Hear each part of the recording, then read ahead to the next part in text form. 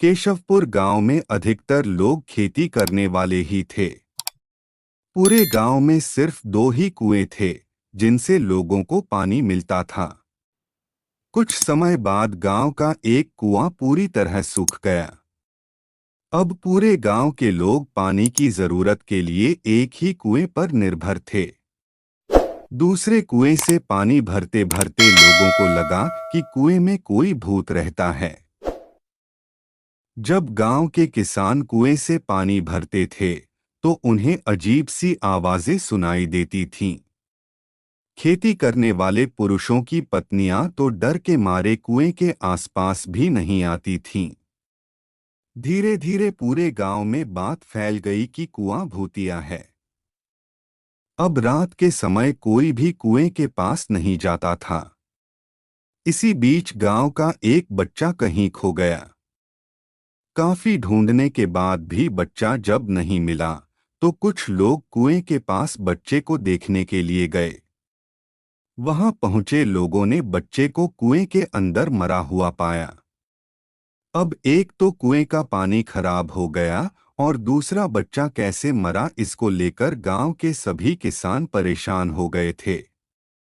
एक दिन 4-5 बच्चे भूतिया कुएं के पास खेल रहे थे।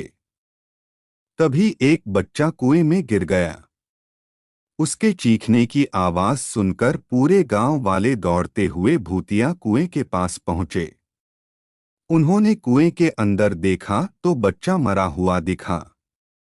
सबने उस बच्चे के साथ खेल रहे दूसरे बच्चों से पूछा, आखिर क्या हुआ था?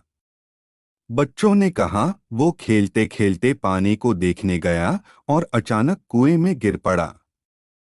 इस हादसे के बाद गांव वालों ने तुरंत एक तांत्रिक को जाकर कुएं के पास बुलाया। वहां पहुंचकर तांत्रिक ने बहुत सारे मंत्र पढ़े, जिसे सुनकर भूत सबके सामने आ गया। तांत्रिक ने अपनी विद्या का इस्तेमाल करके उस कुएं को छोड़कर जाने के लिए कहा। भूत ने तांत्रिक की बात को मानने से इनकार कर दिया।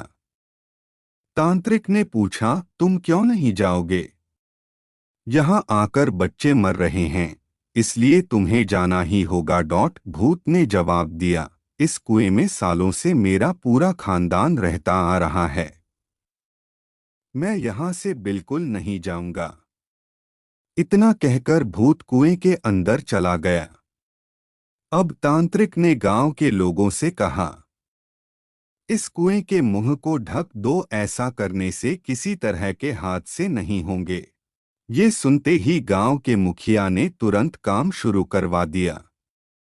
दूसरे दिन कुएं के मुंह पर जाली डालकर पूरी तरह से रेत और सीमेंट से पक्का ढक्कन बना दिया गया और उसे ढक दिया गया। अब सारे गांव वाले खुशी खुशी रहने लगे। उस दिन के बाद से गांव में ऐसी किसी तरह की घटना नहीं हुई और भूतिया कुएं के डर से लोग मुक्त हो गए।